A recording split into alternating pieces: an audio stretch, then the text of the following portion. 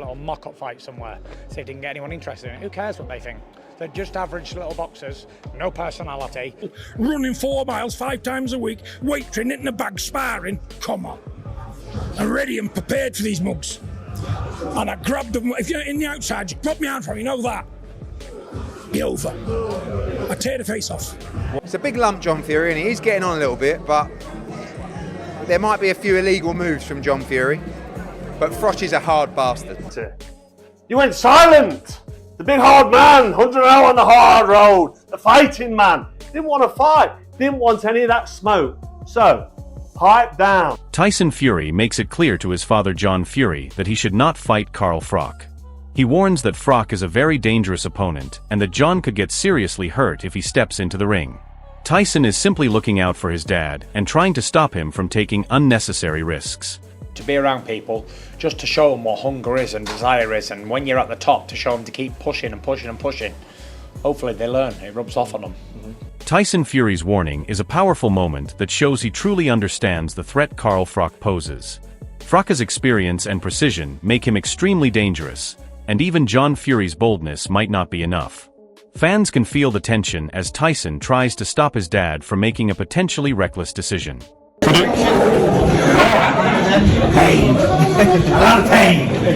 I think I'm long past my best with the camps, because no one's listening.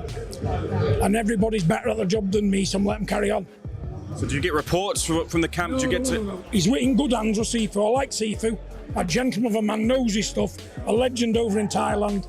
Let him carry on with it. Is he a new addition in the corner then? Yeah, he will be, and he's a good addition. He's a good addition in the corner. So there you go. And the latest on Tommy, Jake Paul has said his team said they want the rematch. I'm going to keep him waiting. I'm going to keep him waiting like he kept Tommy waiting. We're in the driver's seat. He's nobody now. Simon Jordan reminds us of Tyson Fury's dominance and legacy. While John Fury and Carl Froch clash, Tyson's career speaks volumes. Fans see the difference between chaos and real boxing greatness, understanding why the Fury name carries so much respect in the heavyweight world. Sort of replicates itself again in people's minds, because once a narrative is seeded about something, press and people are lazy, they've made their mind up and they keep on recanting it, bringing it out again. And when he fought Usyk, the thought process was again, potentially, the gag reflex came in, he didn't have the mental attributes or the ability to overcome the adversity. Is he mentally strong enough, Daniel Dubois? Eddie Hearn highlights just how dangerous Carl Froch is even for someone like John Fury. Froch's skill and precision make him a serious threat, and Hearn makes it clear that stepping into his space could have immediate consequences. Fans can feel the tension as the idea of John Fury confronting Froch becomes even more intimidating. From each other. If John Fury stuck it on Carl Froch in his space, I think he would chin him immediately. Really? Even live on Netflix? Yes. Because these guys, they don't allow you... Frank Warren keeps the focus on what truly matters in boxing, reminding fans that John Fury's antics with Carl Froch are secondary to the big picture. Tyson Fury's career and upcoming fights remain the priority.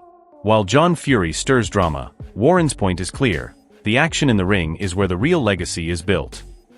John, I think, went for Carl, shall we say, and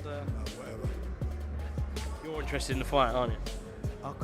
John Fury opens up about the addiction to attention and adrenaline that comes from being in the spotlight. Fans get a rare glimpse into why he thrives on chaos and confrontation. His need to entertain sometimes overshadows caution, making his clashes with Carl Froch unpredictable and all the more captivating for boxing enthusiasts. Should have retired right after Chisora, I believe. But once you get this in your bloodstream, like, you know, your phone stops ringing, the people stop patting you on the back, the noise of the crowd, the invites here, the invites there, they all stop. It's a lot to handle, isn't it? And some people can handle it, some people can't. And he's one who can. Dave Allen gives us a balanced view on John Fury's explosive personality. While he doesn't condone reckless actions, there's undeniable respect for John as a father and fighter. Fans can feel the tension between chaos and loyalty, realizing that John's unpredictability is part of his character, but it comes from a place of pride and family honor. This adds layers to the confrontation with Carl Froch, as John's actions, while wild, are rooted in the same fiery spirit that makes the Fury name legendary in boxing. I'm not saying that I condone that behaviour, because I don't. You can't, it's impossible to. But John is my mate, I've got respect for him. I respect the family. We're cool. So you're never going to hear me say a bad word about it. But at the same time, obviously, No. it's probably not the Steve Bunce thing. I thought, bloody hell, didn't like it really. Shane Fury explains the generational perspective, highlighting the raw honesty of his father. John Fury calls out disrespect in person, not online, which fans can relate to as old-school boxing mentality. This commentary shows that John's confrontations with Carl Froch aren't just ego. They're a code of respect in real life versus social media, giving depth to why the tension escalates. Seems to be like you can talk about someone online and do videos, but not expect someone to say anything when you see someone. So I don't know. Listen, my dad's got his ways and his points, and 90% of the time he's half right, but listen. Spencer Oliver perfectly captures the unpredictability of a John Fury versus Carl Froch clash. Both men command respect, but Froch's precision and John's raw power make it impossible to call. The addition of chaos with Lennox Lewis shows that John thrives on challenging big names.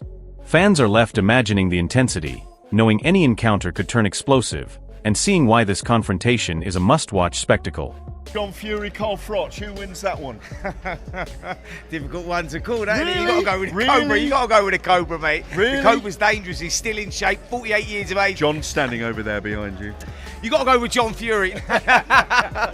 Yeah, no, it kicked off a little bit, but it wasn't only Carl Froch that he went into either, did he? He actually went into Lennox Lewis as well. He started steaming into Lennox Lewis a little bit, and I go, whoa, who wins that one?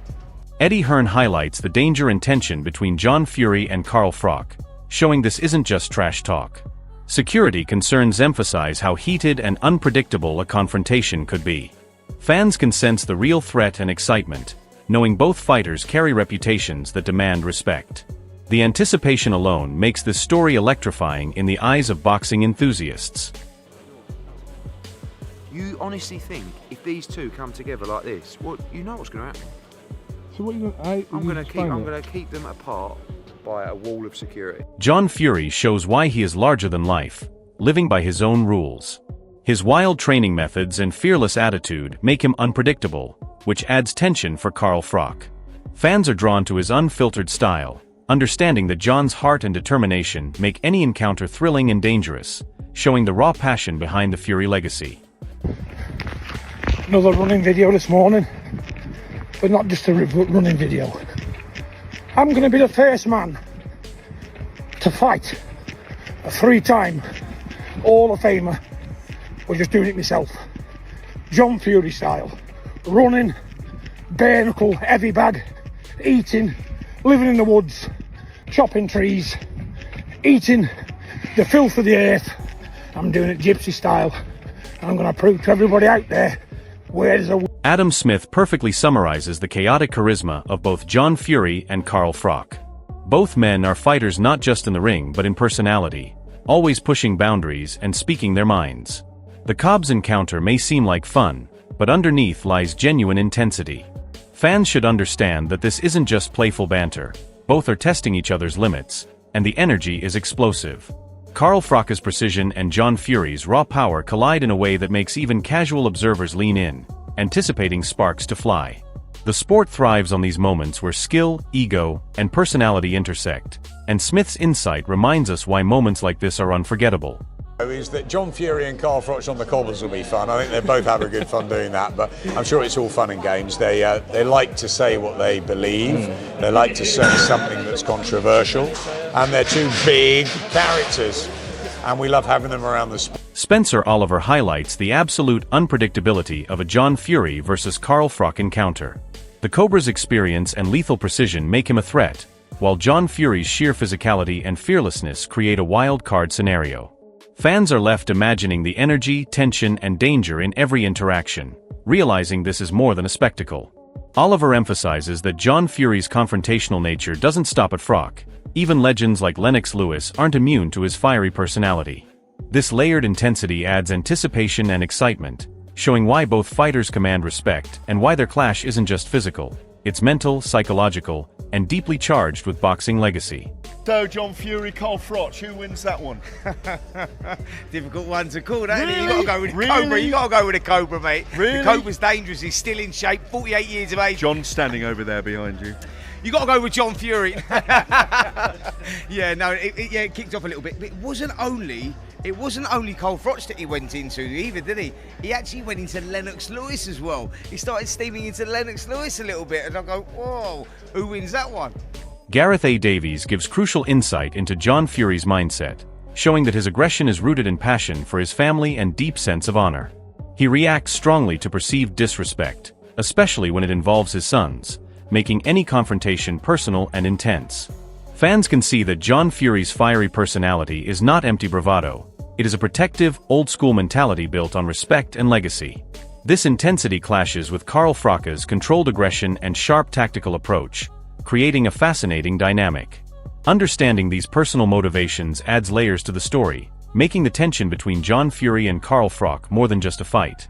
It's a collision of principles, pride, and generations of boxing culture, delivering drama that fans can feel on every level.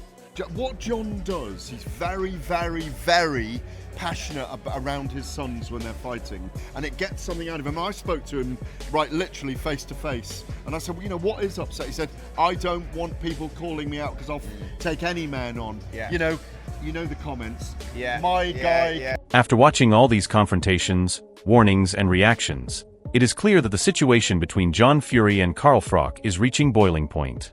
Tyson Fury's warnings show that even within the family, the level of danger Carl Froch represents cannot be underestimated. John Fury's old-school toughness and relentless personality make him unpredictable, but Carl Froch's precision, experience, and ability to control the ring mentally and physically give him a distinct advantage. Every clip, every reaction from Shane Fury, Spencer Oliver, Adam Smith, and others confirms that this is more than entertainment. It's a test of ego, legacy, and raw skill. Fans can feel the tension crackling, imagining the chaos if these two went head-to-head. It is a perfect storm where John Fury's fearless bravado meets Carl Froch's calculated power, and even legends like Lennox Lewis feel the intensity. This saga isn't just about who wins a fight, it's about pride, respect, and proving who truly belongs in the history books. Keep watching because this story is far from over, and the next chapter could shock the boxing world. Smash that like button, subscribe for more explosive updates, and turn on notifications so you never miss the drama as John Fury and Carl Froch continue this high-stakes showdown.